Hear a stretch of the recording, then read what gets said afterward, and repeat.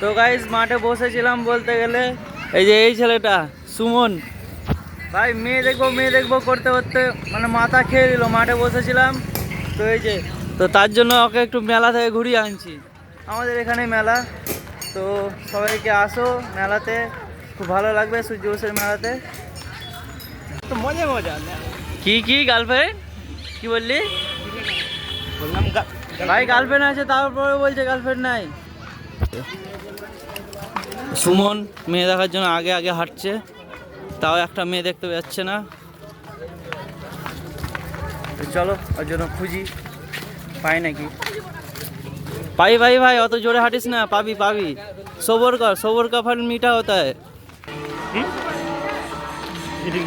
একটা বন্ধু, নমস্তে। আইফোন ভাই কিনতে পারবো না ভাই। আইফোন কেনার চেষ্টাই তো চলছে, সাকসেস হবে।